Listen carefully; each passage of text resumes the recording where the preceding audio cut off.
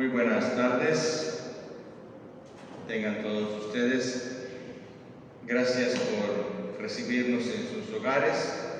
Vamos a dar inicio a esta cuarta emisión de diálogos entre psicología y fe con nuestro psicólogo de cabecera, Antonio Alonso Ruiz. Tony, buenas tardes. Buenas tardes, padre. Muchas gracias y mucho gusto estar de nuevo aquí. No, el gusto es nuestro y muchas felicidades porque hoy es el Día Internacional del Psicólogo. El psicólogo es correcto. Muchas gracias, muchas gracias. Muy bien, pues como lo hemos estado haciendo en estos días y en estas emisiones, dado que es un diálogo entre psicología y fe, vamos a iniciar con una oración pidiendo al Señor su asistencia, como se dijo en la misa, en la proclamación del Evangelio de hoy, que nos envíe el Espíritu de verdad, o sea, el Espíritu de la verdad, ¿no? En el nombre del Padre, y del Hijo, y del Espíritu Santo. Amén.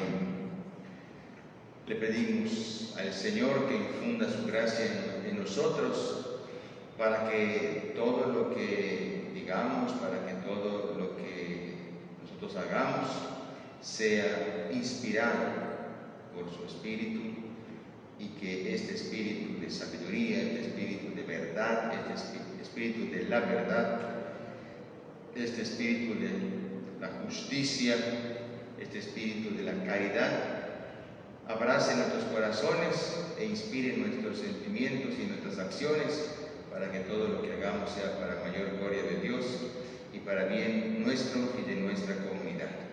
En el nombre del Padre, y del Hijo, y del Espíritu Santo. Amén. Muy bien. Bueno, pues, ¿de qué vamos a platicar? La semana pasada estuvo aquí Diácono Carlos. Sí, es correcto. Como anfitrión. Es correcto, sí. No sé en qué punto se quedaron. Bueno, terminamos ya lo que es la resiliencia. Tuvimos las primeras 3 sesiones que hemos tenido, lo que tuvimos la semana pasada para atrás, fueron sobre la resiliencia. Platicamos la semana pasada que pues todavía faltan muchas cosas más. La resiliencia es un tema inagotable de alguna manera, ¿no? Pero pues terminamos ya y terminamos diciendo que la resiliencia pues es algo, como habíamos dicho, que nos va a poder ayudar a tener un sentido de bienestar pues mucho más alto, un buen sentido de bienestar. Hablamos específicamente de lo que es la salud mental, y que la salud mental está relacionado con el sentido de bienestar. Entonces, la resiliencia es un elemento, es una herramienta, una estrategia también se le puede llamar, para que podamos ir creciendo y fortaleciendo nuestro sentido de bienestar. Y el gran marco pues, que encierra todo esto es la salud mental. Y dijimos que la salud mental, específicamente, como para conectarlo con el de ahora, es primero que nada sentirte bien contigo mismo. Ese es un primer elemento. Hicimos una pequeña prueba, el test rápido de la salud mental, como yo le llamo. Sentirte bien contigo mismo, sentirte bien con tu estilo de vida, o sea, lo que estás haciendo todos los días, con quién, empezando con quien vives, con quien convives todos los días, tu quehacer de todos los días, incluso el quehacer profesional, obviamente, o de cualquier cosa a la que te dediques todos los días de tu vida, sentirte bien con eso. Y el tercer elemento de salud mental es poder resolver de manera satisfactoria los conflictos cotidianos, que, como dijimos la semana pasada, nadie está libre, ¿no? La vida está llena de conflictos, y no es simplemente verlo de manera negativa, sino ser realista, ¿no? O sea, cada momento estamos nosotros necesitados, por decirlo así, de enfrentar ciertas cosas, de resolverlas. Y el tercer elemento que decíamos de la salud mental es cuando las resolvemos satisfactoriamente. No, como lo dijimos también la semana pasada, y es real, no sin en algún momento fallar, tener errores, equivocarnos, no ser tan asertivos en un momento dado, pero algo sumamente importante, y esto no recuerdo si lo dijimos la semana pasada, pero lo añado hoy, que una manera de resolver los conflictos, por ejemplo, cuando fallamos, o sea, es decir, tengo un conflicto ahorita y me equivoqué, fallé, o sea, no elegí la manera más adecuada para poder resolver y afrontar la situación. Una manera fabulosa para poder decir que lo afrontas adecuadamente aún cuando te equivocaste es pedir disculpas. Es decir, discúlpame, me equivoqué. Aceptarlo. Aceptar, ¿no? Esa es una manera, la aceptación y el pedir disculpas es una manera fabulosa de afrontar exitosamente un momento que en un momento dado primero fallaste, ¿no? Entonces eso es algo importante. Entonces todo eso está en el contexto de la salud mental. Y terminamos específicamente diciendo que qué es lo que ocurre cuando de alguna manera la persona no ha entrado en un proceso y una dinámica de ir desarrollando esta habilidad que se llama resiliencia.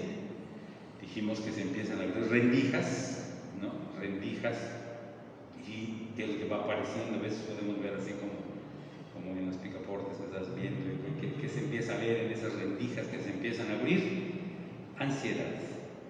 La persona empieza de manera inicial, de manera muy leve, de una manera muy, digamos, débil, por decirlo así, se empieza a sentir la persona ansiosa, ¿no? ¿Qué significa entonces cuando estamos en un proceso, estamos transitando, como llamamos en psicología, un momento difícil de ansiedad?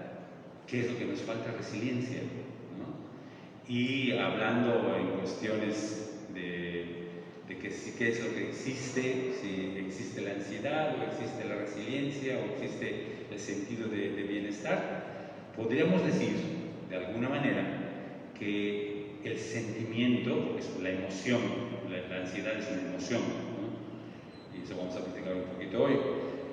La emoción de la ansiedad generalmente aparece cuando no hay resiliencia, cuando la persona no está afrontando adecuadamente, ¿no?, el problema, adversidad, problema, situación, lo que fuera. Cuando la persona no afronta adecuadamente esa situación adversa, sea cual fuera, entonces empieza a aparecer la emoción de la ansiedad. Y de ahí hay otras cosas que van apareciendo, ¿no? Fíjate que en la pastoral familiar y en la pastoral de consejería, en matrimonios, es un tema que suelo recalcar e insistirles, ¿no? Porque tal parece que el matrimonio feliz es el que tiene ausencia de problemas. Correcto, es la idea muy general. Y esa es una falacia, ¿no? Total. Eso de que se casaron, fueron muy felices, son Walt Disney, ¿no? Exacto. Pero no por menospreciar el tema de la felicidad, sino que el reto, y justamente tú nos invitas a pensar hoy en esto, y es lo que trato de recalcar, es que en la vida, aunque se amen mucho, hay problemas. Sin duda. Hay dificultades, hay adversidades, ¿no? Es lo que quiero decir, que es solamente en esta fantasía felices para siempre. Feliz para siempre, sin adversidades, sin dificultades, sin problemas. Ese no es el mundo real. Es correcto. ¿No? Pero que lo específico del amor y del amor esponsal, del amor conyugal, reside en el modo de resolver los problemas. Es correcto, ¿no? Sin duda. Y yo les digo, hay distintos modos de resolver problemas. Modos de resolver problemas adecuadamente o inadecuadamente. Es correcto. ¿No? Y uno puede, si hubiese una mosca por acá que esté revoloteando, yo puedo matar la mosca que está en tu brazo con un periódico, con un papel, o puedo tomar un bate de béisbol y matarlo, querer matar, no mato a la mosca y te rompo el brazo. Es correcto. Es un modo inadecuado. Es más probable que me rompas el brazo que me mates la mosca. Exactamente, ¿no? O el grito de perspectiva. Exacto. Entonces, eso es bien importante. ¿No? Es cierto. Es bien importante. O sea, el hecho de que haya amor, de que se quieran, de que quieran construir un camino juntos, un proyecto de vida juntos, y que vayan apareciendo dificultades, muchas veces desde el momento mismo de la boda, porque no llegó el arreglo que habían pedido, porque pasó alguna situación en la misa, porque hubo algún contratiempo con el banquete, en fin, cualquier cosa, ya empezaron problemas, ¿no? Entonces, no es la ausencia de problemas o la ausencia de dificultades lo que va dando la felicidad, sino en el amor mismo, el modo adecuado de resolver los problemas en medio de las dificultades. Es correcto, sin duda sí es. Y fíjate que el momento, el modo, como bien estás diciendo, de ir como visualizando las situaciones, en psicología eso se llama manera de interpretar, la interpretación.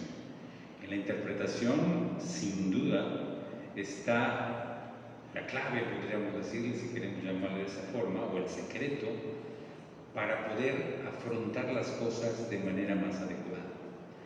¿Por qué digo esto? Si yo, cualquier evento que ocurra, puede ser en mi matrimonio, puede ser en mi familia, en mi trabajo, o en cualquier otro lugar, la misma situación que estamos viviendo ahora, ¿no? De la pandemia, la cuarentena, etcétera, con todos los asegúnes que tienen.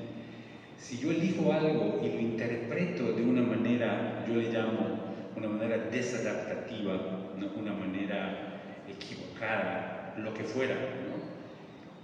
Todo lo que viene después en mi mente, en mi emoción, en mi sentimiento, en mi estado de ánimo, en mis reacciones, decisiones y conductas, va a ser desadaptativo.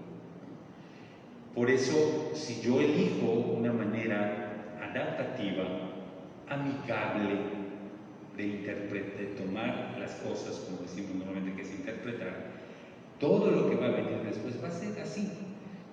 Pensamiento, emoción, sentimiento, estado de ánimo, reacción, decisión y conducta va a ser amigable. Entonces, tiene mucho que ver esto, si estamos hablando, tú lo comentaste ahorita del matrimonio, puede ser con los hijos, puede ser con los amigos, con la familia, en el trabajo. Si la manera que tú eliges de interpretar lo que ocurre en tu vida, te acostumbras, te vuelves hábil para poder interpretar las cosas de manera amigable, todo lo que viene después va a ser de esa misma manera, ¿sí? Y esto no significa ni ser ingenuo, ni significa ser tonto, ni significa vivir en lo irreal, no, es muy real. Es muy real que un mismo suceso, cualquiera, desde lo sencillo, mediano o grande, un mismo suceso lo podemos interpretar de maneras diferentes. Eso es muy, muy real.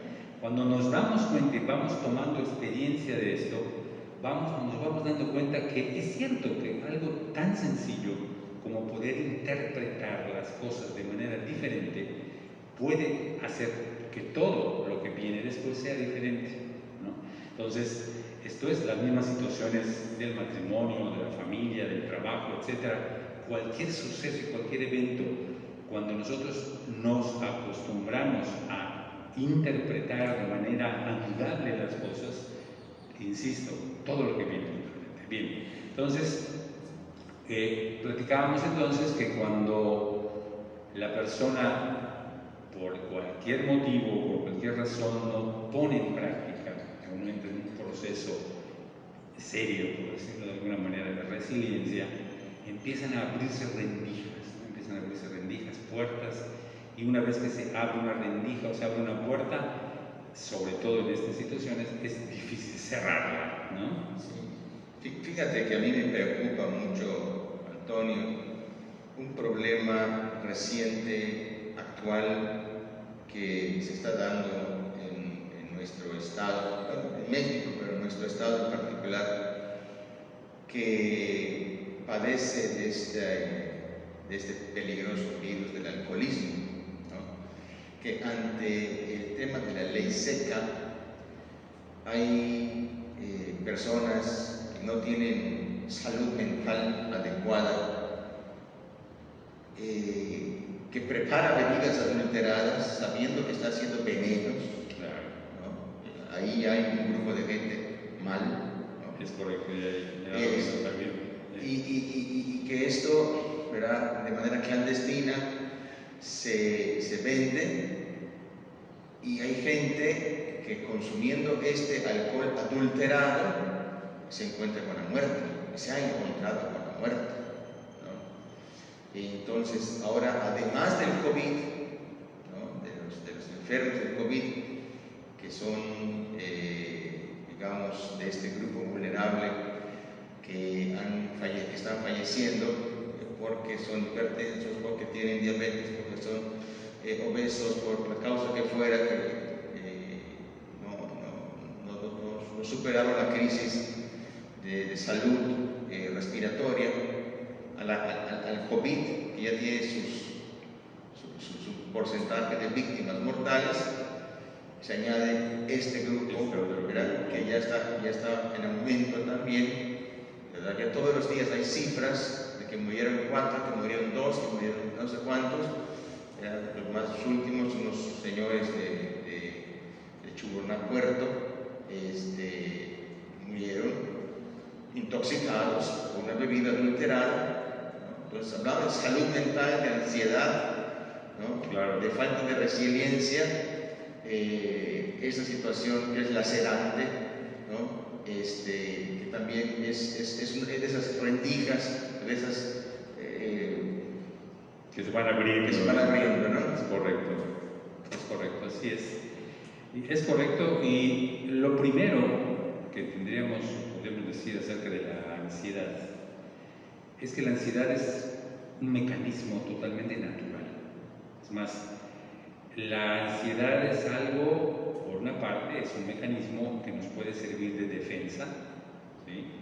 Cuando nosotros estamos ante un peligro, ante una situación riesgosa, el cerebro tiene este mecanismo de aviso, que es lo que se llama la ansiedad, o sea, es algo natural, ¿no? La ansiedad en sí misma no es un trastorno, la ansiedad en sí misma no es algo negativo, la ansiedad es algo que nos sirve para poder reaccionar en un momento dado que estamos en un momento riesgoso o de peligro incluso. Entonces, primero es un mecanismo natural. Puede ser también un mecanismo de defensa, como le llamamos también. Es algo que nos puede alertar de alguna situación riesgosa, alguna situación peligrosa. La ansiedad es necesaria para mover todo lo que le llamamos el cuerpo físico y el cuerpo emocional, el estado interno. El estado externo, que es el cuerpo, el estado interno, que es todo lo emocional. En el estado externo, la ansiedad mueve, por ejemplo, lo que es, y eso lo vamos a ver también en una manera de cómo poder salir de un momento de la ansiedad, pero ¿qué es lo que hace la ansiedad fisiológicamente hablando o físicamente hablando? Pues altera la respiración, ¿sí?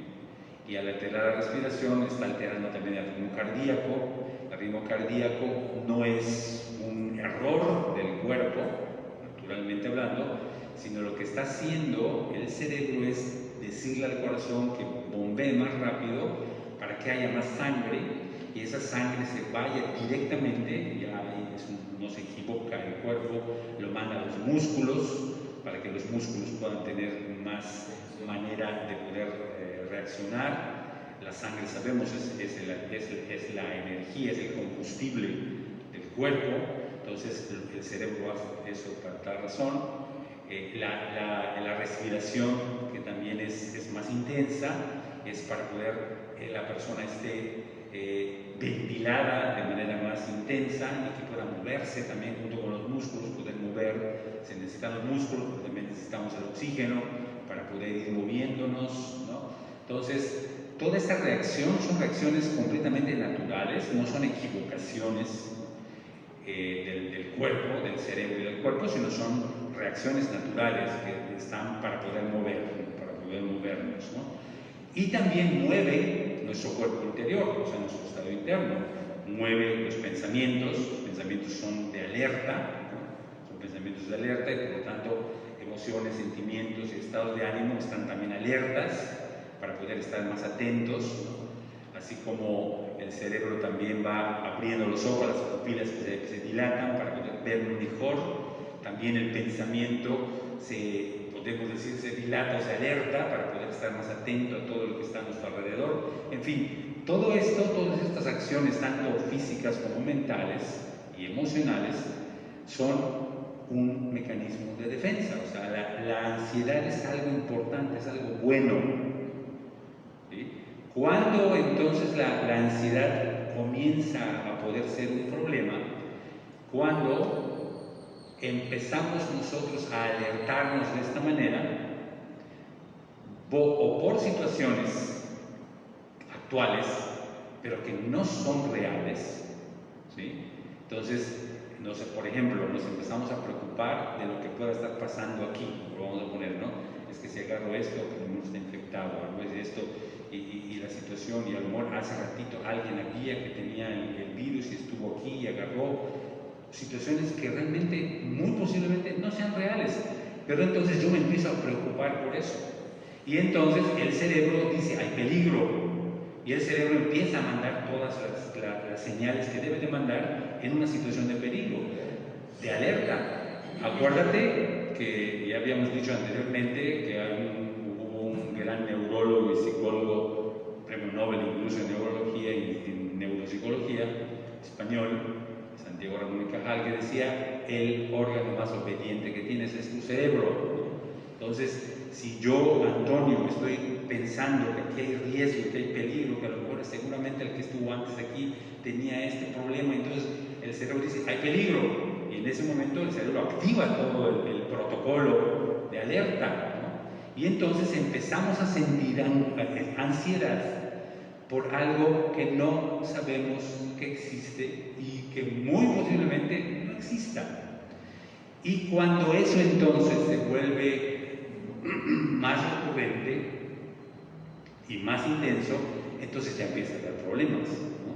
Porque yo frecuentemente estoy pensando, cuando estoy aquí, estoy pensando esto, cuando salgo, estoy pensando de algo que voy a hacer y que va a pasar y no voy a hacer aquí, en fin, podemos poner un montón de cosas que van ocurriendo, ¿no? O que podrían ocurrir, y entonces, ¿qué es lo que ocurre? Que mi cerebro se acostumbra a estar en alerta, ¿sí? Se acostumbra a estar en alerta y frecuentemente tengo esos mecanismos de defensa naturales activados.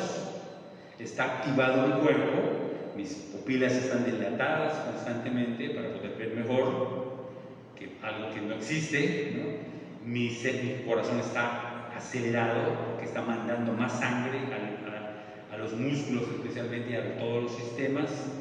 Estoy en alerta constante, estoy preocupado por un sistema de alerta activado por algo que muy posiblemente no exista. Entonces, por eso se dice comúnmente que una persona ansiosa es parecido a esa persona que está constantemente con la guardia alta, ¿no? Porque en cualquier momento puede venir un golpe, no bajes la guardia. Si bajas la guardia te van a dar un golpe, ¿no? Entonces, imagínate todo lo que ocurre, que el cerebro lo va haciendo y el cerebro literalmente no se cansa, ¿sí? De estar mandando y estar activando protocolos de alerta hasta que llega un momento que pues ya el cuerpo se va a cansar primero que el cerebro. Eso es algo que es importante. El cuerpo te vas a sentir mal, vas a empezar a tener ya lo que se llama, pues vamos a empezar a somatizar un montón de cosas, etcétera, y dolores y esto y problemas, pero el cerebro va a mantener activo, el cerebro es luchador, ¿no? A menos que uno diga, ¿sabes qué? No hay peligro, no hay problema. Es una de las cosas que vamos a ver ahorita en esos protocolos que existen para poder bajar un poquito la ansiedad. Entonces, pero lo primero que tendríamos que decir entonces es algo natural. Nosotros lo convertimos en algo riesgoso y peligroso porque constantemente estamos preocupados por algo que nosotros pensamos que es de ahora y no existe, ¿sí? Y se complica esto todavía porque además de esas situaciones que ahorita estamos viendo, que aquí puede haber esto, que aquí puede haber allá, y que salgo y que estoy, y esas situaciones que voy enfrentando en un momento dado, se puede complicar la situación todavía cuando entonces nosotros empezamos y nos habituamos y aprendemos, porque es un aprendizaje que nos hace mucho daño, que aprendemos a crear escenarios futuros también muy posiblemente irreales. Y entonces ya se junta lo que es la ansiedad, se empieza a complicar, que es lo que tengo que estar enfrentando ahorita. O sea, yo tengo que estar así, porque si bajo la guardia me van a atacar, ¿no? Pero eso se complica con situaciones que yo voy generando y voy creando escenarios futuros que tampoco existen. Y entonces la ansiedad se complica y es lo que algunos especialistas dicen se convierte ya en angustia, ¿sí? La angustia es algo que me preocupa hoy, pero que no existe. Es algo que pienso que va a venir y que va a llegar, ¿no? Pero también se puede convertir en patología, ¿no? Totalmente. En un delirio de persecución, en un excesivo estar defensiva, en pensar que todo está latiendo contra ti. Es correcto, ¿no? Es correcto. De hecho, lo que es de la ansiedad, que es lo natural, la angustia ya no es natural. La ansiedad es una emoción totalmente natural. O sea, natural estoy diciendo que es útil, ¿no? La angustia es natural en cuanto que es una emoción también, pero no es buena. Natural y sin valoración moral si es buena o mala, ¿no? O sea, natural que te ayuda, ¿no? ¿Perdón? Natural en cuanto que te ayuda. Exacto. Es un mecanismo de defensa, es un mecanismo que te ayuda a poder salir en un momento dado de problema o de situaciones difíciles, ¿no? Entonces, y sí, se puede convertir, tanto la ansiedad como la angustia se pueden convertir ya en un trastorno, ¿sí? De hecho, hay un trastorno que se llama el TAC, trastorno de ansiedad y de angustia generalizadas, ¿no? Eso ya es un trastorno, y el trastorno se da en situaciones cuando ya es tan intenso y tan recurrente que no hay forma de que la persona pueda manejar por sí misma, se desborda la posibilidad natural que tiene un ser humano para poder manejar esto.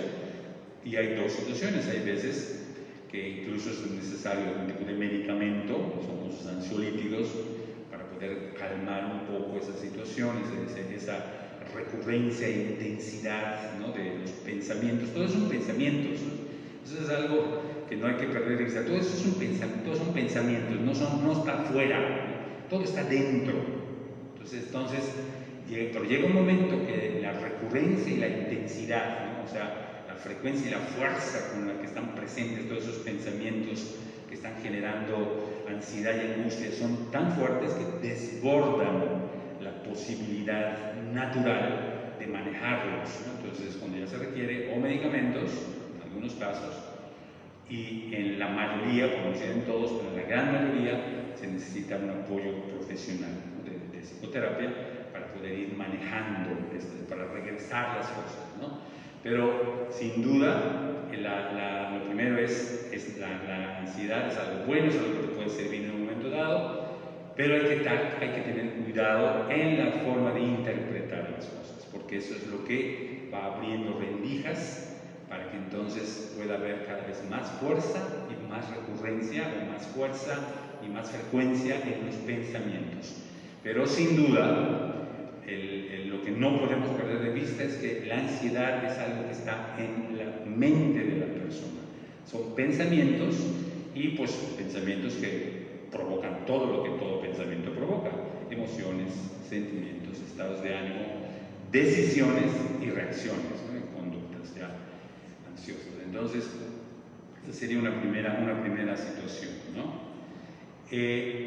Cuando nosotros empezamos a manejar esta situación, empezamos a darnos cuenta que la realidad que estamos viviendo es igual a la que todos, ¿no? O sea, esa es una cosa pues importante. Una persona ansiosa, los que tenemos ansiedad, a veces pensamos que la situación que nosotros vivimos es exclusiva, que no le pasa. Por ejemplo, yo puedo pensar que eso no le pasa al padre, eso no le pasa a Willy, eso no le pasa a otra persona, eso solo me pasa a mí, ¿no? Y como pienso que solo me pasa a mí, entonces estoy pensando, y eso me genera cada vez más angustia, ¿no? El hecho de pensar que el hecho de afrontar un problema y una situación es exclusiva mía, ¿no? Y ahí puede surgir el famoso sentimiento de víctima, es que soy víctima de las personas con las que vivo, soy víctima de las personas con las que trabajo, soy víctima de las personas con las que veo y frecuentemente veo, aunque no la conozca, me víctima del sistema. Víctima del sistema, exacto. Entonces, esa situación agrava todavía más el hecho y el tránsito de las personas en una situación de angustia. Entonces, sin duda, hay que aprender a interpretar las cosas. Eso es algo sumamente importante. Hay situaciones que vamos a ir viendo también ahorita cómo ir pudiendo manejarla mejor, pero sin duda, yo he oído muchas veces me han preguntado, bueno, pero es que ¿qué es lo que voy a hacer para que yo no sienta esta angustia? A mí numerosas personas, padre, muchas personas con las que he trabajado en el consultorio, por ejemplo, la gran mayoría llegan y cuando les preguntas, una pregunta común que yo les hago en la primera entrevista es: ¿qué es lo que te trae aquí? ¿Qué es lo que quieres que platiquemos, no? Y mucha gente, mayoritariamente me dicen: es que siento mucha angustia. Y lo primero que yo les pregunto, y te lo pregunto también a ti, ahora, te pregunto ahora, si tú sientes que eres una persona angustiosa, angustiada, que tienes angustia, ¿cómo lo defines? ¿Qué es eso? O sea, ¿por qué dices que estás angustiado? Describe la angustia, verbalizar y describir. Y ¿sabes qué? La gran mayoría de las personas no saben describir la angustia. Eso no significa que de alguna manera no lo puedan tener, pero ¿cómo poder trabajar algo que no puedes describir, ¿no? O que tiene que venir otro para describírtelo? ¿Sí me explico? O sea, eso es algo verdaderamente importante. ¿Y a qué es lo que yo he llegado? Que muchas veces no es propiamente angustia lo que están sintiendo las personas, ¿sí? No es angustia, es una confusión y se sienten frustrados a veces, ¿sí? Porque sin duda, y esto yo lo he comprobado empezando con tu servidor y siguiendo con mucha gente con la que he platicado, lo que está en el fondo de lo que llamamos angustia, lo que está y genera toda esa situación que llamamos angustia, es lo que yo he visto: deseo de control. La persona quiere controlar todas las cosas, la persona quiere controlar toda su vida, todo, pensamientos, emociones, acciones, reacciones, esto, que por aquí, que por allá. La persona quiere controlar a la gente con la que vive, la gente con la que convive, la gente en su casa, la gente en el trabajo, la gente esto. Quiere que todo esté bien, todo esté bajo control. Oye, dijiste eso y yo me agobié. Mande. Dijiste eso y yo me agobié. Es agobiante, es desgastante totalmente desgastante. Pero eso es lo que está en el fondo de las personas que decimos que sentimos angustia. Y por eso te digo, no significa que no sientas angustia, por supuesto que sientes angustia. Yo creo que no existe para mí, como yo lo veo, nada que genere más angustia y más ansiedad que querer controlar todo. Es tremendo, o sea, es una cosa verdaderamente tremenda. Y eso es lo que está en el fondo. Y por eso yo les comento y le digo a mí mismo y le digo a las personas con las que platicamos, porque te digo, mucha gente que dice es que llega al consultorio por procesos de angustia, ¿no? o de ansiedad. Pues hay que revisar realmente ese punto del desear controlar las cosas, ¿no? O sea, que todo, como decimos comúnmente, sea como yo quiero, en el momento que yo quiero, en la forma que yo quiero. Y fíjate, y esto es algo muy importante, no estamos hablando de que cuando yo tengo eso soy una persona mala, porque esa es otra cosa que yo digo, es que yo soy malvado, yo soy malvada. No eres ni malvado ni malvada. Es un deseo natural de que las cosas marchen bien y de que te sientas segura o seguro.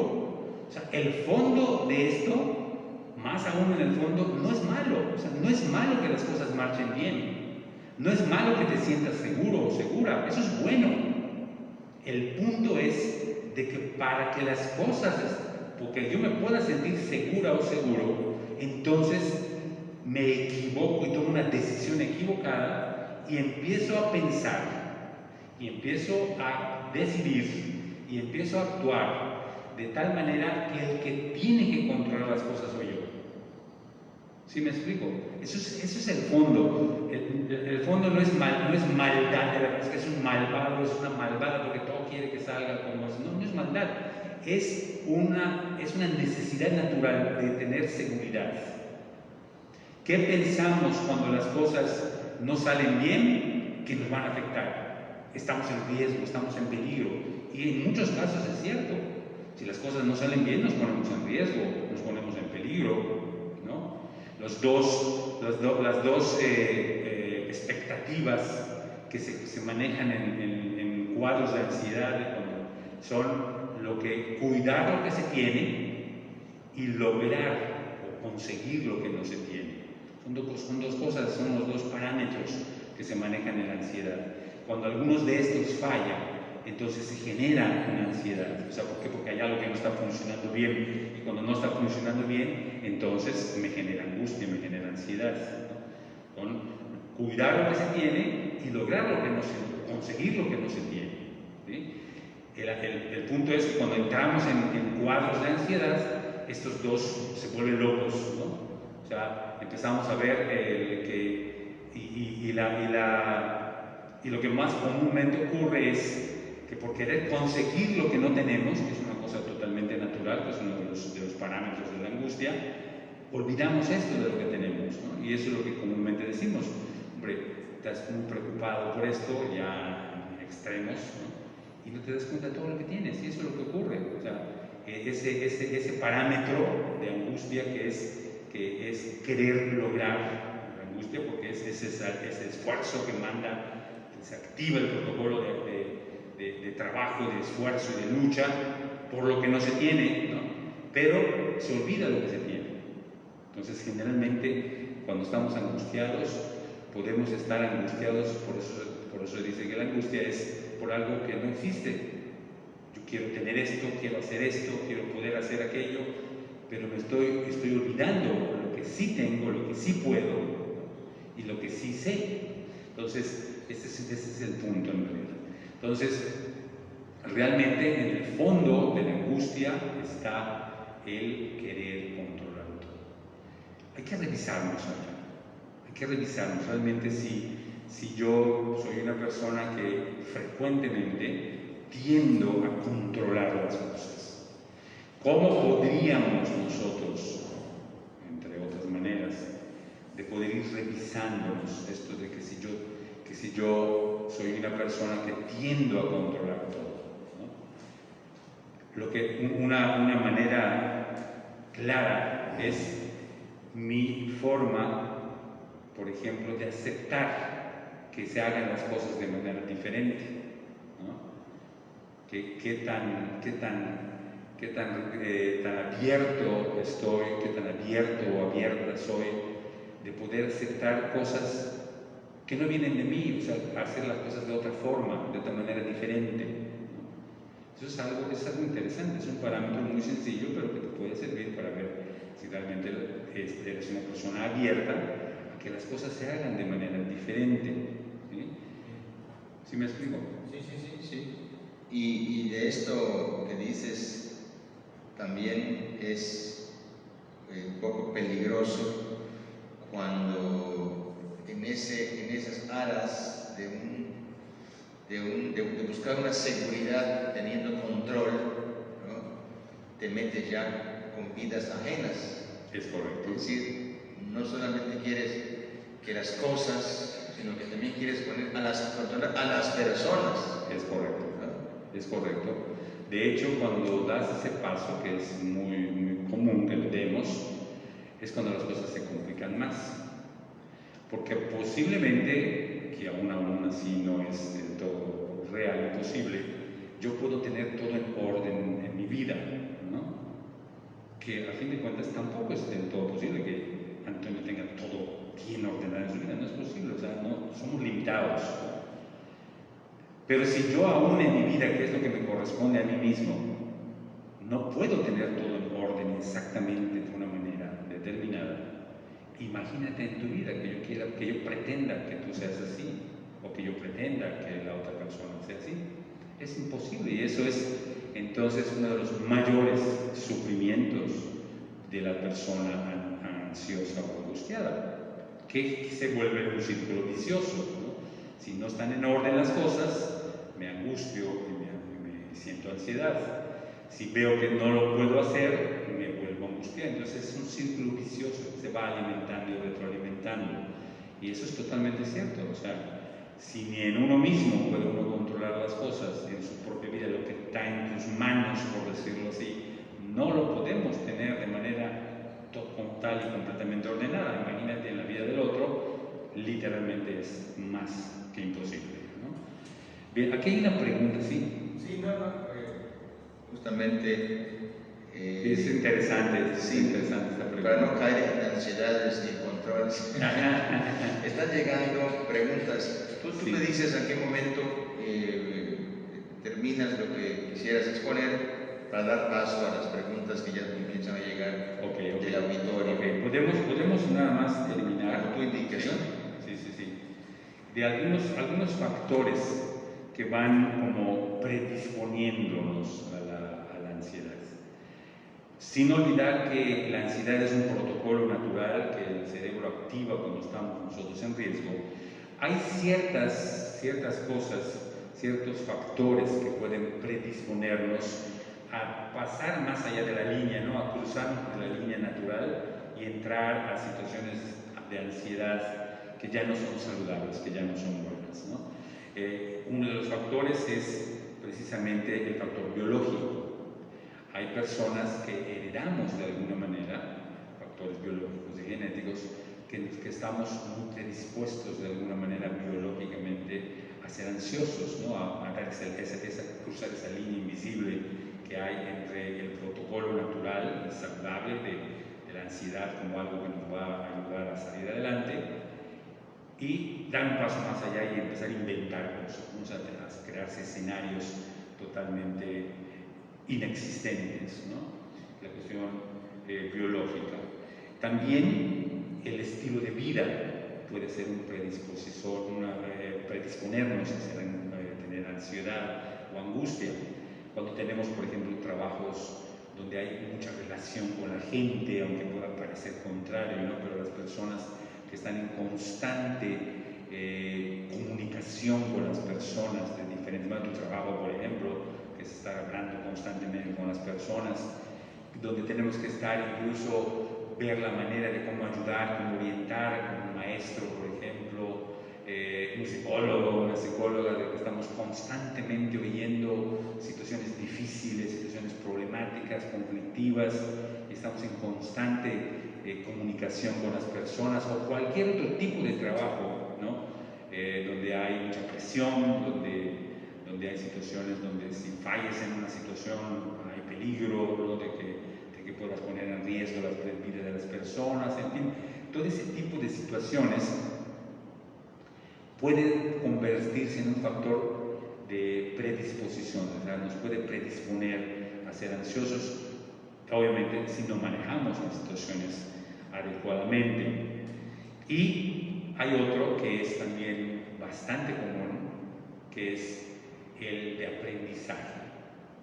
Hay personas que hemos aprendido a ser ansiosos. Hay personas que hemos aprendido a angustiarnos por cualquier cosa que pasa, ¿no? La forma de reaccionar ante eso.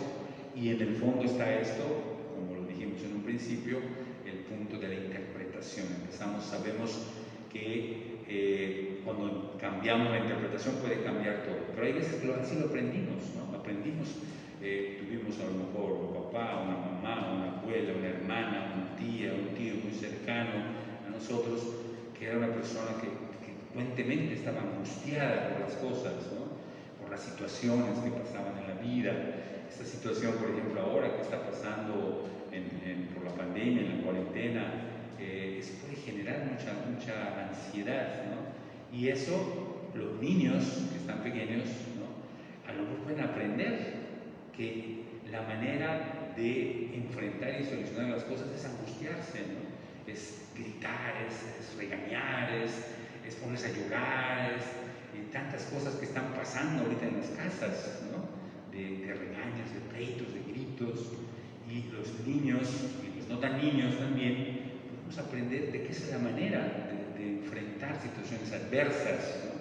Y el aprendizaje es algo muy fuerte que aprendemos a veces desde niños, a veces de adolescentes, a veces incluso ya de jóvenes o adultos, podemos aprender este tipo de situaciones.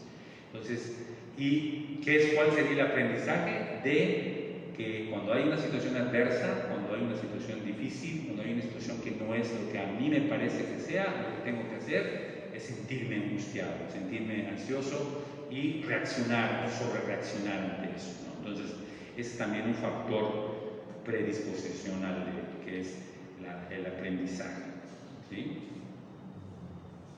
Bien. Hay factores desencadenantes también de la angustia. El primer factor que puede desencadenar la ansiedad y la angustia son lo que se llaman situaciones desbordantes. Algo cuando ya sientes que los recursos que tú tienes, que cuentas con ellos para poder enfrentar o afrontar una situación difícil o adversa, no son suficientes. Cuando pensamos eso, cuando nos damos cuenta de eso y lo pensamos, pues eso genera una gran cantidad, un nivel muy alto de ansiedad o de angustia. Nos sentimos rebasados, ¿no? Yo creo que todos en algún momento nos hemos sentido o hemos escuchado de otras personas, yo lo he escuchado muchísimas veces, que me dicen, es que ya me rebasó esto, ya estoy rebasado, ya no sé qué hacer, ¿no? Esto genera ansiedad, eso genera angustia, sentirnos rebasados.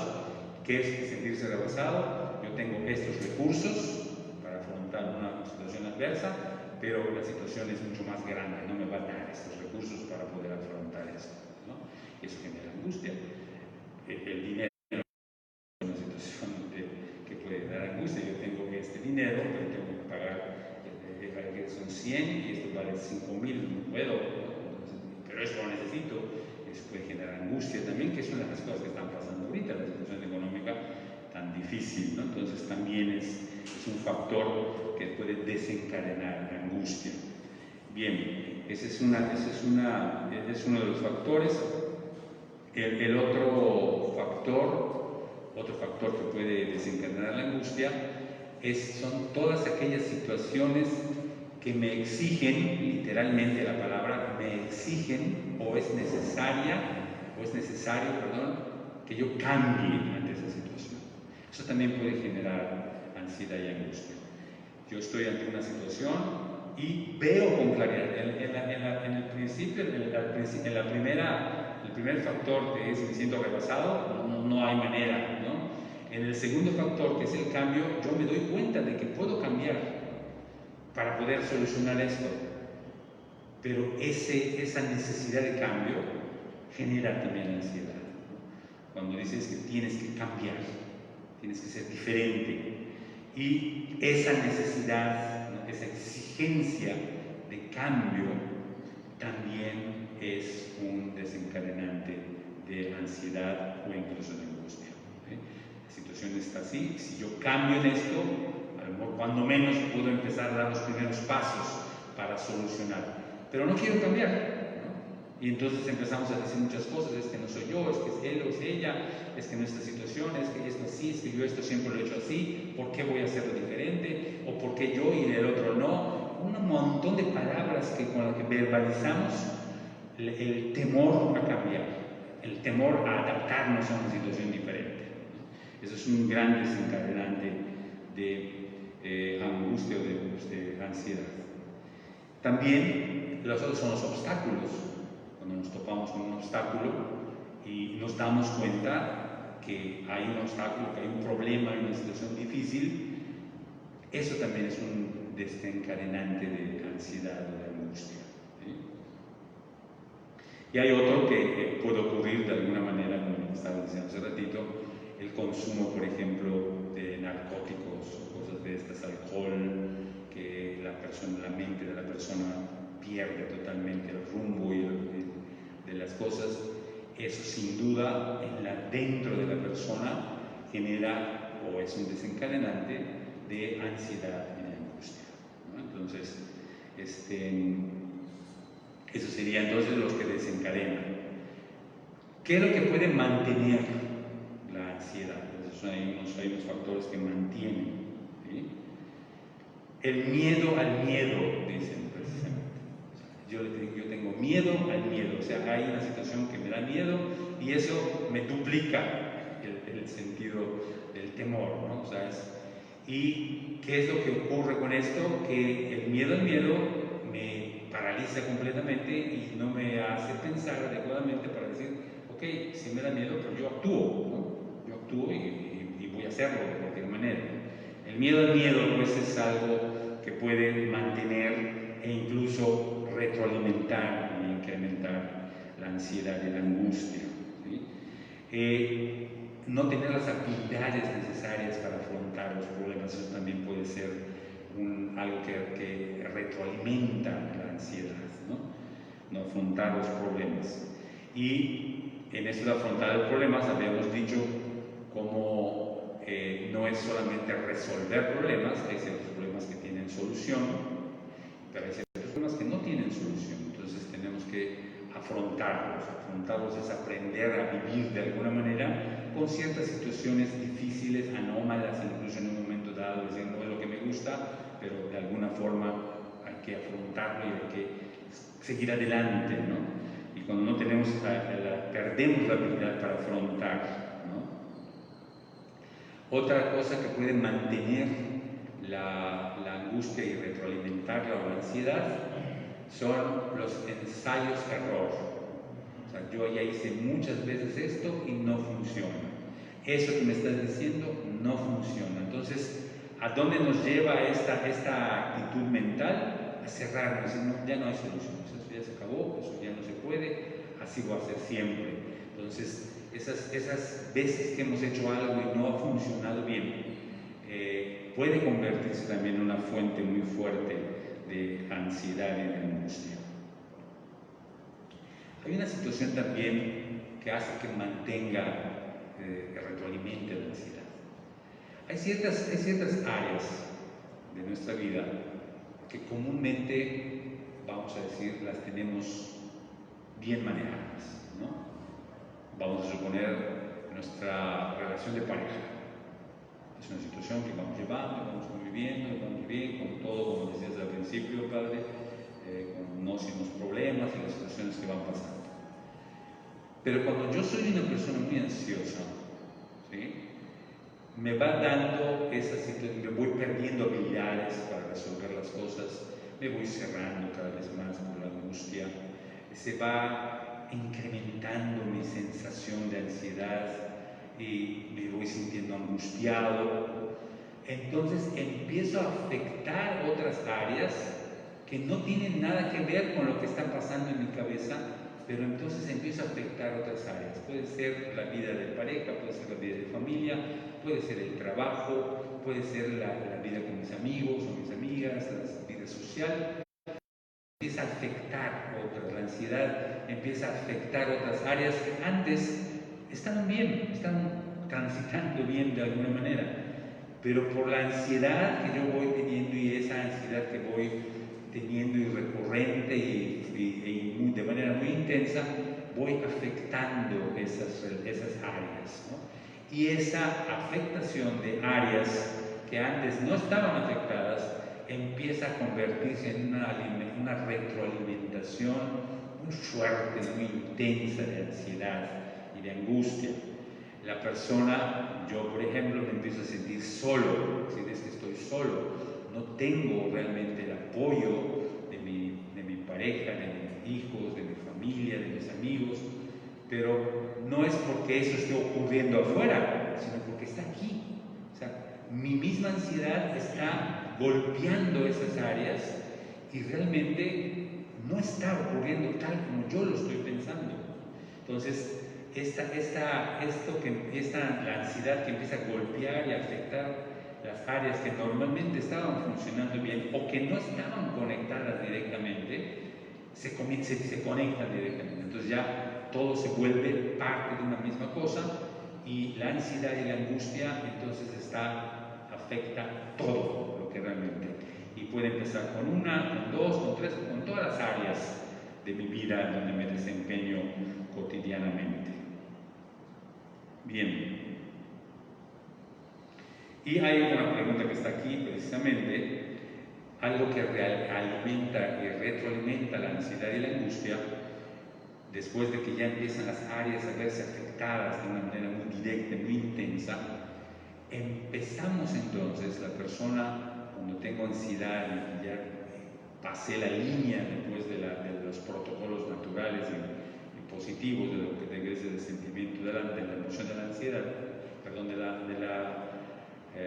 ansiedad, comienza a generarse en mi mente pensamientos obsesivos. Empiezo a pensar de manera obsesiva, ¿no? Y comienza, que ya se complica más todavía, a notarse esos pensamientos obsesivos como conductas compulsivas, ¿sí? Es la obsesión y la obsesión es mental, la compulsión es conductual. Entonces empieza ya, cuando la obsesión está en mi mente y a lo mejor no te das cuenta de que estoy pensando obsesivamente sobre algo, sobre alguien, también puede ser alguien. Cuando las personas empiezan a dar cuenta de mis pensamientos obsesivos, cuando lo vuelvo una conducta compulsiva. Compulsivamente empiezo a hacer esto o compulsivamente dejo de hacer alguna cosa, porque la compulsión puede ser por exceso o puede ser por defecto. O sea, estoy compulsivamente haciendo algo o compulsivamente dejo de hacer algo, ¿no? Que la afectación, a fin de cuentas, es la misma, ¿no? Muy parecida. Cuando yo dejo de hacer algo que debo de hacer, entonces hay afectaciones, ¿no? Y lo estoy haciendo por compulsión, o sea, compulsivamente, no fue una decisión. ¿Qué significa la conducta compulsiva? Que no hay un proceso mental fundamental que se llama decisión. O sea, no decido dejar de hacer algo, sino por compulsión lo dejo de hacer. Y al dejar de hacer algo que es importante, pues empieza a haber problemas, ¿no? O cuando compulsivamente, es decir, cuando no decido hacer algo, con el proceso saludable y natural de la decisión, y compulsivamente tengo una conducta, daño también. Entonces, son esas dos situaciones. El aspecto mental o cognitivo es la obsesión y la situación conductual es la compulsión. Y precisamente aquí preguntan que si la ansiedad se vuelve obsesión. Sin duda que sí, es lo que estamos diciendo precisamente.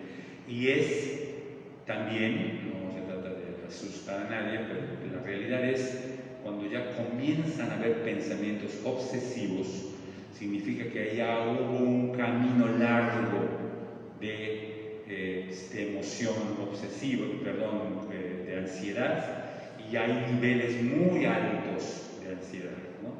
La obsesión cognitiva y la compulsión conductual son como uno de los últimos pasos que se van dando en el camino o en el tránsito de la persona ansiosa o angustiada, ¿no? Entonces sí, sin duda, la ansiedad se puede volver obsesión, ¿no? Cuando se vuelve obsesión la ansiedad es cuando, como decíamos hace ratito, ya no hay manera, ya no hay solución.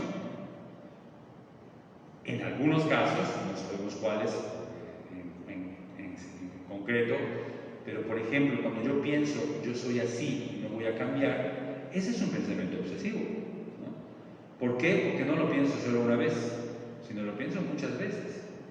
Y no solamente lo digo ahorita, sino lo digo mañana y lo digo pasado mañana, y estoy convencido de que yo soy así y no puedo cambiar. Y lo estoy pensando una y dos y tres y muchas veces. Y no solamente lo pienso muchas veces, sino que lo pienso con mucha intensidad, ¿no? Entonces, sin duda, Alexa, la ansiedad sí se puede volver obsesión. Ok. Tenemos otras preguntas, Antonio. Aquí hay otra pregunta. Bueno, sí, ya les acá de Lupita. Sí. Dice, ¿un buen estudiante puede padecer ansiedad? Sin duda que sí. Un buen estudiante puede padecer ansiedad y es interesante en cuestión de los estudiantes, hablando del adjetivo, ¿no? Buen estudiante. El buen estudiante tiene el riesgo de poder, no estoy diciendo que sea por la persona exactamente, pero lo que puede ocurrir es que cuando uno es bueno en algo, uno puede convertirse, y está a un paso de cruzar una línea invisible también, de convertirse en alguien perfeccionista, ¿no? Es decir, tengo que sacar. Yo he oído un montón de veces y he visto también muchos estudiantes en la universidad, por ejemplo, que dicen es que tengo que sacar 10, ¿no? Tengo que sacar 10. Y cuando no hay, cuando son incluso décimas las que faltan para el 10, es una tragedia para las personas, ¿no? Para el estudiante. ¿Es un buen estudiante? Sí, es un buen estudiante porque sabe estudiar y estudia bien. Pero esa situación ya se convirtió en cuestión de ansiedad, producción de ansiedad, e incluso podría ser también obsesión, ¿no? O sea, tengo una obsesión por sacar 10, ¿no? Y si no saco 10, cuando hay una obsesión y no se cumple lo que busco, se vuelve una tragedia verdaderamente, ¿no? Sí, y no solamente, bueno, retomando lo que tú decías hace rato con el tema de las interpretaciones. Es correcto. O sea, un buen estudiante que se pone, y muy bien, metas altas, de sacar magníficas notas, si en vez de sacar un 10, que está acostumbrado a sacar 10, ve manchada su boleta de calificaciones con un 9.5, eso lo interpreta como fracaso. Sí, total. Lo interpreta como que está retrocediendo, lo interpreta como imperfección, lo interpreta, entonces eso causa sin duda, una ansiedad y angustias tremendas. Es correcto. Entonces, vamos a decir al ratito algo, pero el punto cuando uno dice, es que me parece muy bien la figura que dices, esa manchada boleta con un 9.5, ¿no?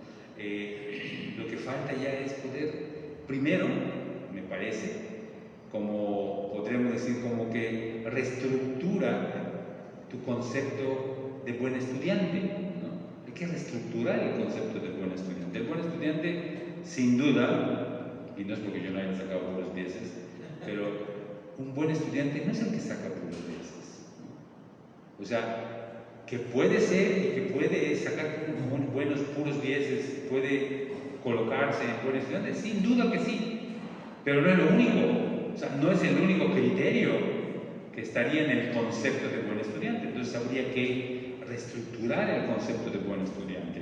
Y esto del concepto de buen estudiante, desde los 90s, finales de los 90s, con Garner, por ejemplo, cuando aparece la teoría de las inteligencias múltiples, nos damos cuenta que sí es necesario reestructurar el concepto de un buen estudiante. ¿Por qué? Porque sacar 10 en alguna materia en particular no necesariamente es la única forma. ¿Es inteligencia? Claro que sí es inteligencia, Pero no es la única inteligencia. Hay muchas otras inteligencias y se han cometido incluso, literalmente, como Emilio Garner dice, injusticias tremendas porque se califica a una persona, por ejemplo, que tiene una gran inteligencia musical, ¿no? Porque no sacó 10 en matemáticas, o 10 en física, o 10 en cualquier otra materia. O sea, no es su inteligencia. A este que saca 10 en matemáticas o en cualquier otra materia, ponlo a cuestiones musicales, por ejemplo. Muy posiblemente no va a ser exitoso según el pobre concepto de exitoso, ¿no? Así es, así es. Si te parece, Antonio, vamos a dar respuesta sí, a por las supuesto, preguntas y dejamos para el tintero para el siguiente programa por el tema de los tiempos. Sí, hay que respetar. Ya ves que si no nos cae como guillotina. Nos cae, así es. Oye, nos pregunta Olivia, ¿qué recomienda para controlar la ansiedad? Aparte de la oración. Muy bien, fíjate, muy bien. Muy bien, Olivia. Sí. Bueno, eso de la oración lo vamos a decir alguna cosa porque es importante. Físicamente existen muchos ejercicios para lo que es controlar tu ansiedad, ¿no? De hecho, originalmente habíamos mandado, ¿te acuerdas? Unos videos que vamos a ver para cuestiones que ya después la semana que viene vamos a ver con más detalle. Hay un ejercicio que es fundamental, sumamente accesible, a la mano. Ahorita a lo mejor con la cuarentena pues no tanto, pero de alguna manera se puede hacer, que específica y literalmente se ha descubierto que es sumamente útil para bajar los niveles de ansiedad. ¿Y saben cuál es? Trotar. Trotar, literalmente trotar. Se ha descubierto que es sumamente útil para bajar los niveles de ansiedad. Es verdaderamente fabuloso. Ahorita mi hijo me está diciendo hace ratito cuando vinimos, oye papá, ahorita que estamos bajando un poquito, ¿será que no podamos salir a correr? Pues creo que no todavía, hay que esperar. Pero trotar es uno de los ejercicios, incluso los especialistas dicen es el ejercicio para bajar la ansiedad, es trotar, ¿sí? Físicamente hablando. Ahora bien, hay otros ejercicios de relajación corporal y todo, que eso es algo sumamente importante también, que ayudan a bajar la ansiedad, ¿no? Hay unos ejercicios específicamente, a mí me encantan, se los he dado a muchos de mis pacientes, que les ha servido muchísimo, que se llaman los ejercicios de Jacobson.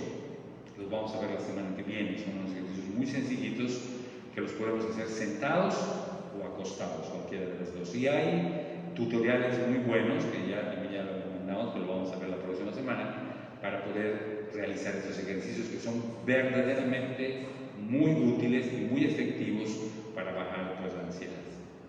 Ahora bien, hay algunas situaciones que podemos ver también importantes que nos ayudan a bajar la ansiedad, que es algo de lo que decíamos hace rato, cuando nosotros estamos ansiosos. Lo primero que se recomienda cuando estás sintiendo un nivel fuerte de ansiedad, sea por un evento inmediato al que estás viviendo, o sea por algún pendiente, como decimos, que tenemos que nos va generando ansiedad, algo que nos ayuda a controlar la ansiedad es las respiraciones, ¿sí? La respiración diafragmática es fundamental. Una respiración normal, inspirar lenta y profundamente, sostener la respiración unos 4 o 5 segundos y expirar o soltar, exhalar el aire por la boca de manera también lenta y pausada, ¿sí? Esa respiración nos ayuda a controlar todo lo que nuestro sistema simpático es el que activa el cerebro, el protocolo de la ansiedad.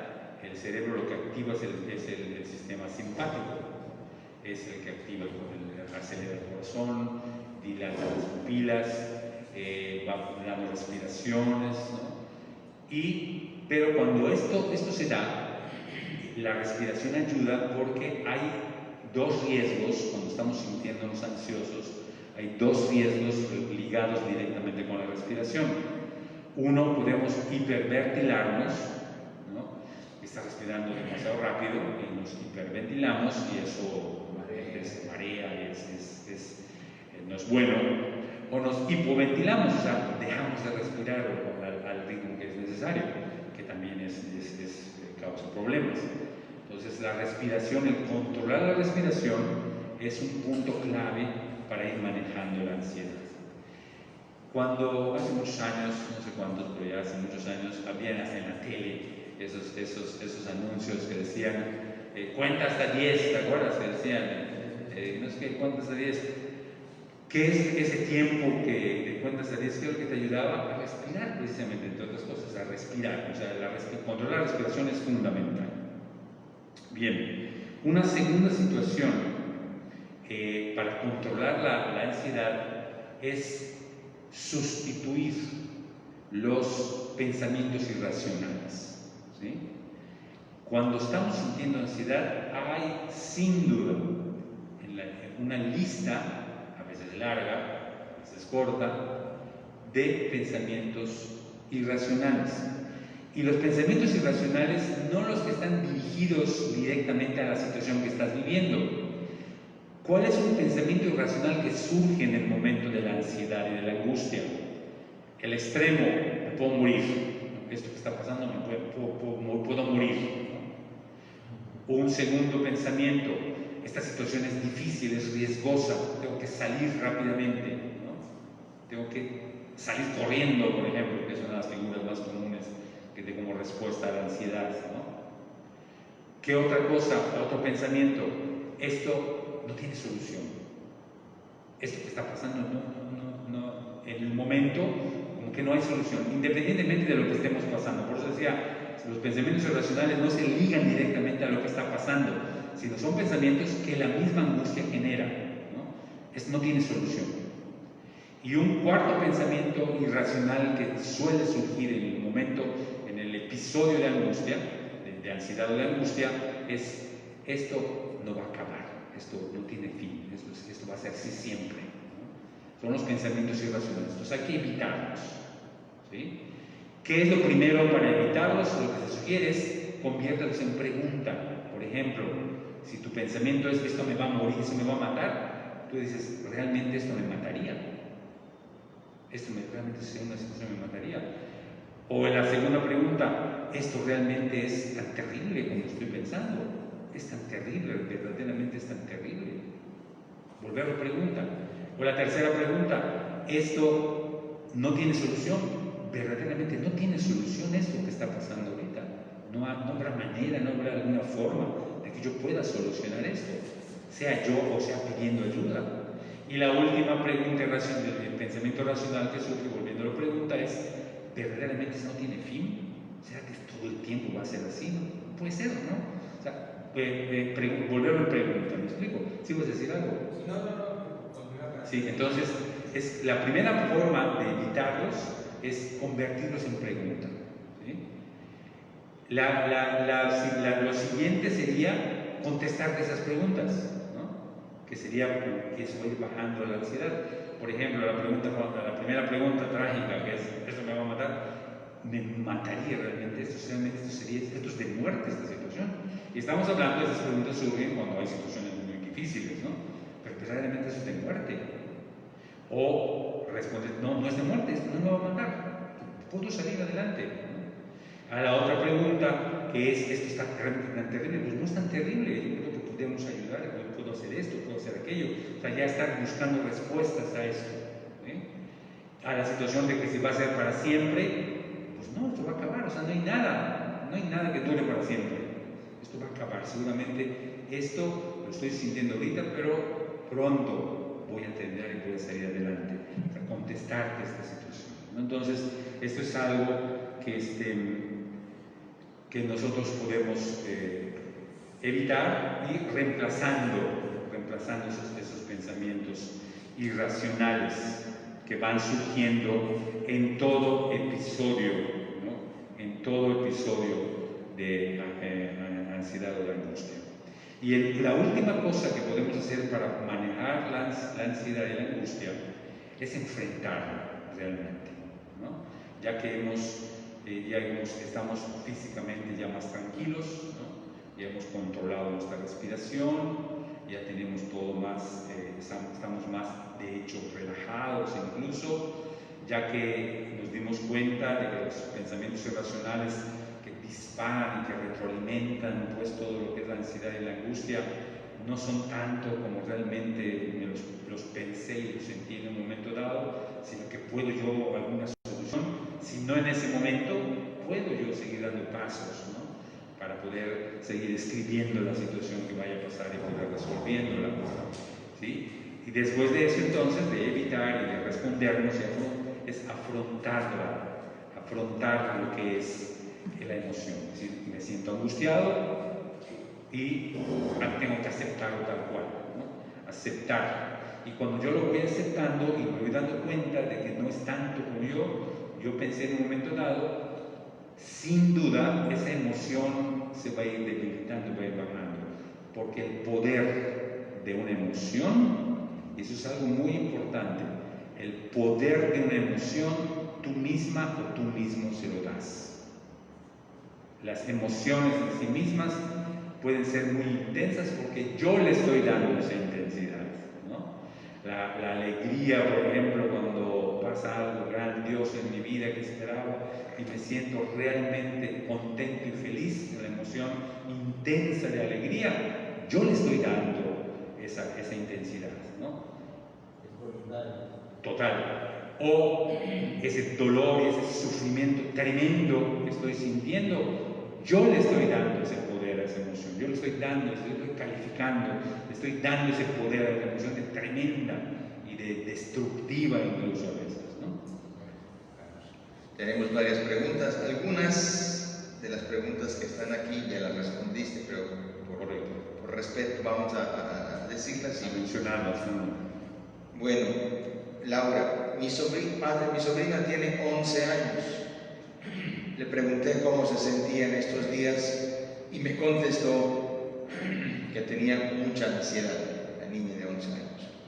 Me pregunté yo misma, ¿qué tipo de ansiedad pudiera tener una niña de 11 años? Correcto.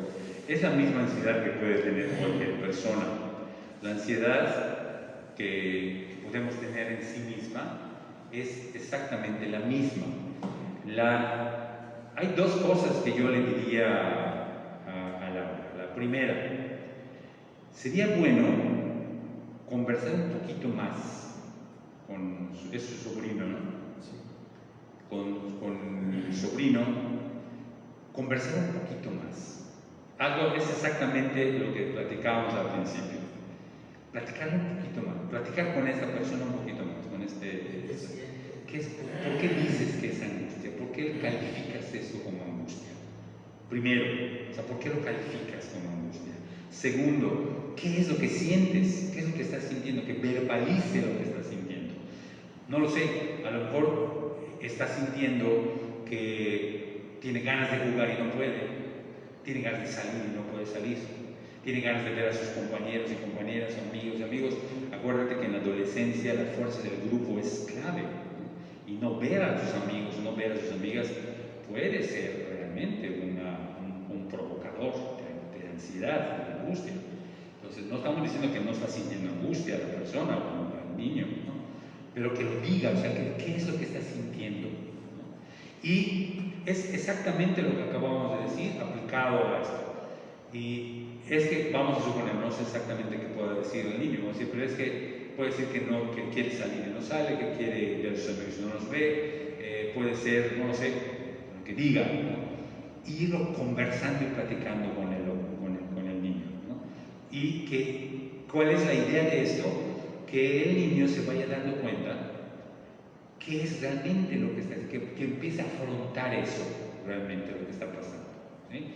Y este ejercicio que te estoy comentando es válido para cualquier edad, pero de manera especial ahorita para verbalizar, decir realmente, ¿por qué te sientes angustiado? ¿No?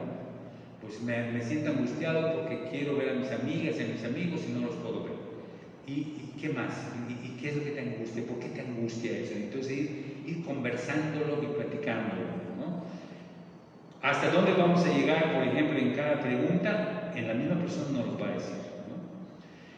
¿Qué es lo que ocurre a veces cuando preguntamos? Dicen, no, pues sí, y no, y puros monosílabos. Entonces ahí a lo mejor hay una parte que el niño está cerrado, a lo mejor hay otra cosa que le está preocupando, ¿no? Si es una persona con la que está viviendo y conviviendo en esta cuarentena, a lo mejor hay alguna situación en que está en la casa que se está generando, que a lo mejor está generando angustia, ¿no? Algo que genera mucha angustia a niños, adolescentes y adultos, ¿no? Con toda la familia, de estar en la casa, por ejemplo, son el trabajo que hay que hacer en la casa, barrer, trapear, limpiar, entonces pues, que normalmente no estamos acostumbrados a hacerlo, ¿no? Entonces eso puede estar generando, y hay que decirlo, no es solamente el trabajo en sí mismo, sino a veces la forma en que, por ejemplo, mamá o papá le dicen al hijo o a la hija, barra aquí, ¿no? ¿Sí me explico? O sea, las formas, eso es lo que hay que revisar. El niño, por ejemplo, revisar en qué forma se le está tratando a él. Eso ya es un ejercicio para el mundo adulto que está rodeando al niño, ¿no? De qué manera estamos tratando a los niños, si es el único o es otro, o hay otros, de qué manera estamos tratando a los adolescentes o niños, ¿no?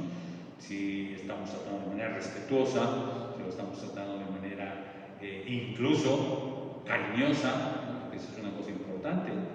El hecho de que estemos encerrados, una cosa fundamental es que haya una manera cariñosa y respetuosa y cariñosa de tratarnos entre nosotros, ¿no? Cuando no hay eso, se puede generar tal vez ansiedad y angustia, ¿no? Porque la otra persona se siente que no está apoyado, la persona no se siente aceptado, no se siente respetado, y eso es una situación. Pero lo primero es que verbalice por qué, ¿no? Y yo estoy seguro que el niño va a empezar a hablar, y el simple hecho de poder hablar, ¿no? El niño va a poder sentirse, a bajar un poquito de su ansiedad. Otra cosa, que vea, por ejemplo, la situación de ejercicio, que pueda hacer ejercicio, ¿no? A esa edad se necesita hacer mucho ejercicio, el ejercicio físico es vital a esa edad. Muy bien, gracias. Doña Ena, ¿cómo detectar qué tipo de ansiedad se padece y si las ansiedades se resuelven con terapias o con medicamentos? Ya lo dijiste, pero si quieres decir algo.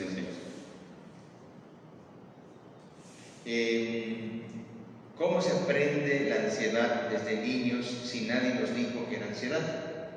Claro, es muy buena pregunta, interesante. Acuérdate que la ansiedad lo que nos hace es el aspecto que se aprende de la ansiedad es lo conductual, ¿sí? ¿Cuál es la manera de que nosotros podemos aprender la ansiedad del mundo adulto donde vivimos? Estamos hablando desde que éramos niños, la forma de comportarse, la forma de reaccionar ante las cosas, ¿no? La forma de reaccionar, por ejemplo, es las situaciones problemáticas. La forma de reaccionar, por ejemplo, cuando los niños no cumplen algo en la casa, de qué forma reacciona mamá y papá. Eso puede ser un elemento de qué es lo que genera en una mamá o una papá, en una mamá o en un papá, que el hijo no está, o la hija no está cumpliendo algo de la casa, por ejemplo. Pues lo primero que vamos a decir es enojo, ¿no? Pero ese enojo viene porque genera angustia, genera ansiedad. Es el control que decíamos al principio. Si mis hijos me obedecen al pie de la letra, entonces estoy feliz. Pero si le digo a mi hijo, barra aquí, o trapea allá, o lava aquello, o aquí, y no lo hace, entonces estoy perdiendo el control.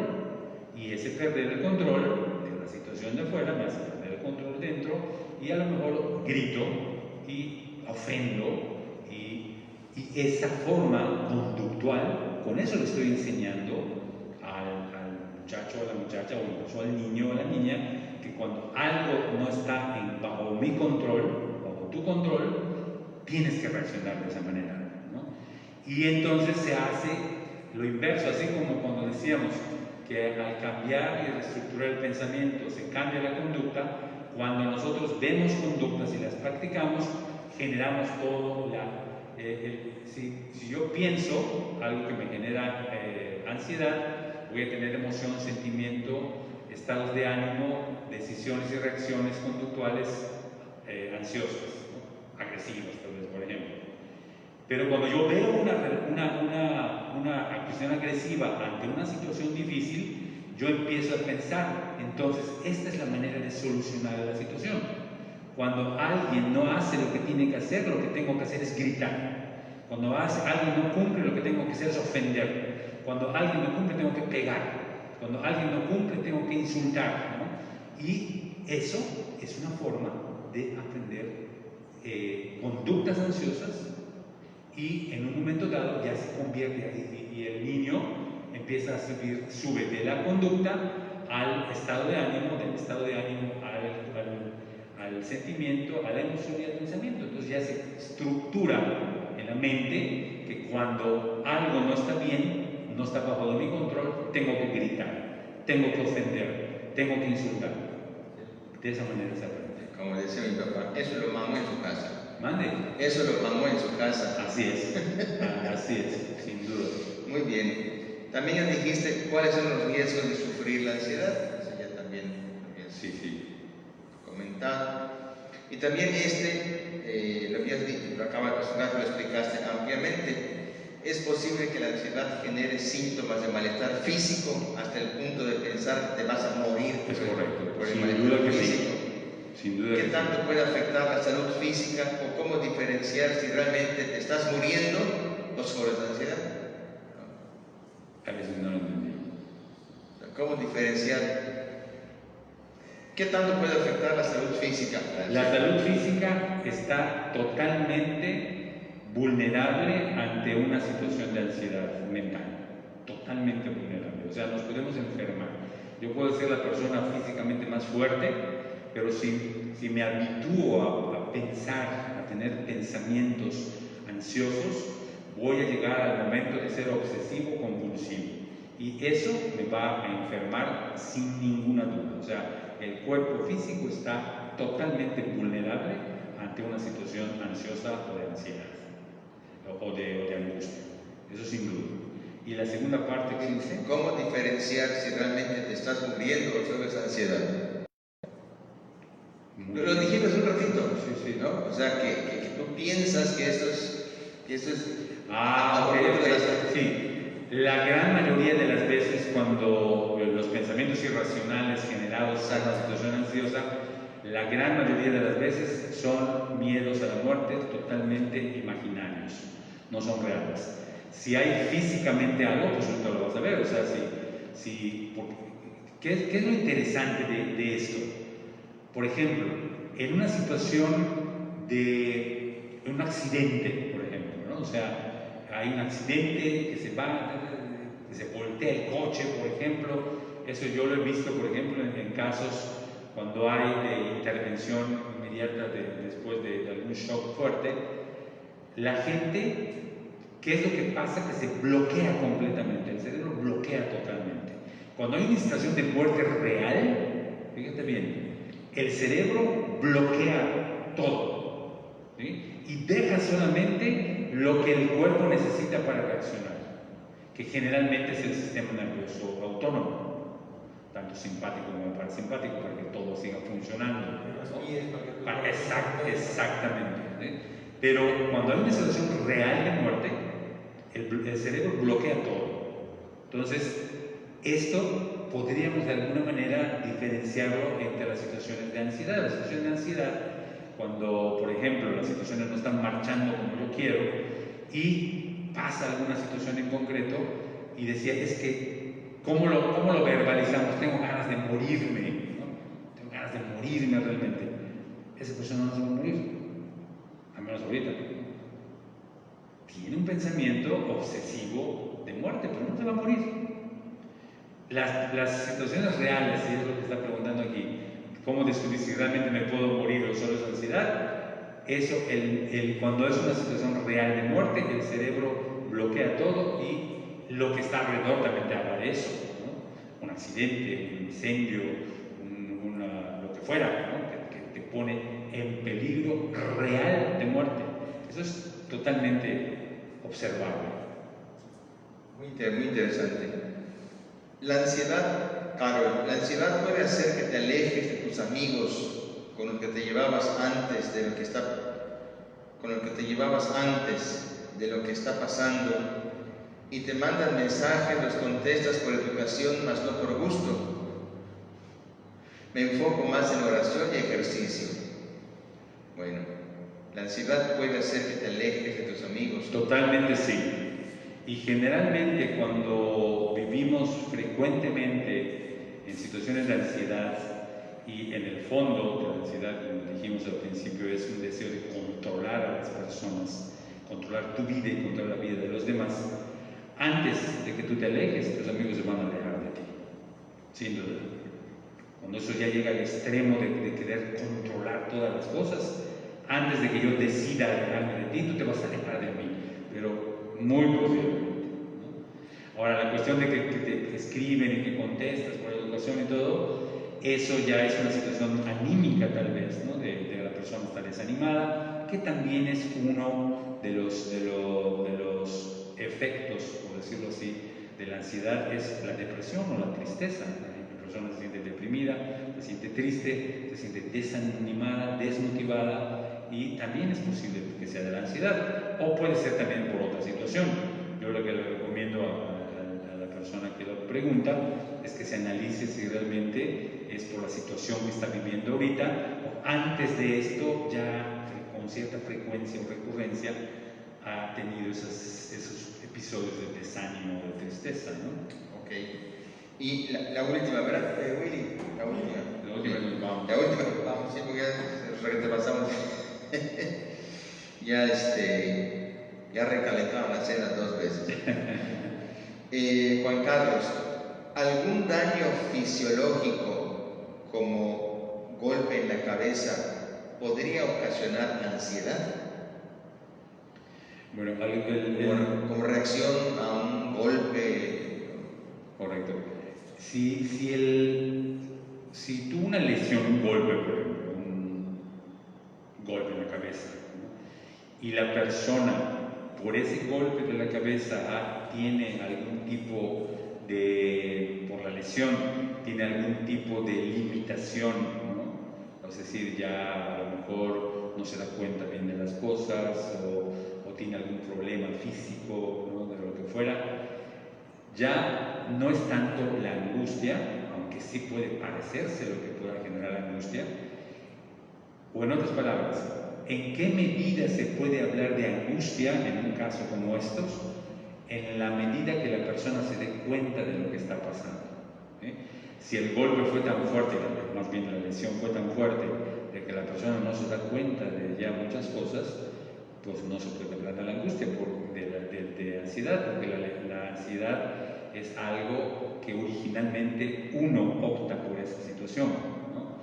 Si por la lesión que fue tan fuerte la persona no se da cuenta, pues muy posiblemente no se sienta ansiosa. Hay mucha gente, en muchos lados vemos personas que cognitivamente están muy limitados y parecen las personas más felices del mundo, se están riendo con todos, están felices, o sea, no hay ninguna señal de ansiedad.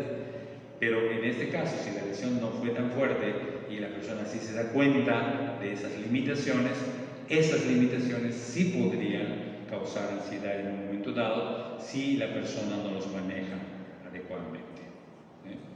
Muy bien, pues muchísimas gracias. De nada, mucho gusto, gracias a todos ustedes. Ya te hicimos trabajar en el día del de nada, un placer. Un placer. Bueno, pues ¿nos recuerdas si alguien del auditorio quisiera contactarte, quisiera, pues sí, tener contigo algún tipo de consulta, pregunta, lo que fuera? ¿Dónde te pueden localizar? Claro, me pueden localizar en Facebook, que es el mismo medio que están utilizando ahorita para vernos. Antonio Alonso, ahí aparece y me pueden mandar. Alonso con Z. Alonso con Z. Con Z, es correcto. Muy bien, Entonces, porque seguramente habrá alguna persona que quiera explanarse, detallar alguna situación, pues ahí me puede localizar. Hoy, miércoles, terminamos este programa. Mañana jueves tendremos la misa a las 8:30, como todos los días por la mañana, y por la noche a las 7 tendremos un espacio de oración, como todos los jueves, nuestra hora santa que se está preparando justamente para disponernos, para orar y para encontrarnos con Dios a través de Jesús en la Eucaristía. Yo les quiero recordar que el viernes tenemos en la noche la entrevista con el doctor José Bolio García, que él es médico geriatra, un hombre con mucha experiencia en el campo de la medicina. Y me insiste que nos puedan ustedes formular anticipadamente preguntas o sugerencias de temas para que lo que aquí se diga resulte del interés de ustedes, porque yo aquí converso muy a gusto con el doctor, pero no sé si esto está resultando interesante para ustedes, que el objetivo no es que yo pase un rato agradable con el doctor, sino que ustedes, porque se trata de que sea un programa de un servicio social, de un servicio en la comunidad. Entonces, le voy a pedir a Willy que vuelva a colocar el recuadro ahí en el Face, donde se les pide que pongan en la caja de comentarios para el viernes, que nos sugieran desde ahora qué tema quisieran que toque el doctor Bolio García el viernes en el programa que tendremos con el favor de Dios. Pues muchísimas gracias. Padre, y creo que sería bueno también si tienen algún tema de psicología, también decirlo y lo podemos ir tratando. Eso es algo importante, porque lo que tú dices me parece esencial, que sea algo que a ti y a tu familia les pueda servir. Es correcto. Entonces, recuerden que, bueno, tres temas. Para el martes en la Escuela de la Fe, si tienen alguna temática, algún asunto que quisieran que tratemos en la Escuela de la Fe. Para el miércoles en el diálogo de Psicología y Fe, si tienen también algún interés, algún tema. Y para el viernes con el tema de salud integral con el doctor, también que nos sugiera, para que lo que aquí se trate sea para ayudarles a ustedes a despejar inquietudes y aclarar dudas. ¿Sale? Pues terminamos. Gloria al Padre y al Hijo y al Espíritu Santo, como era en un principio, ahora y siempre, por los siglos de los siglos. Amén.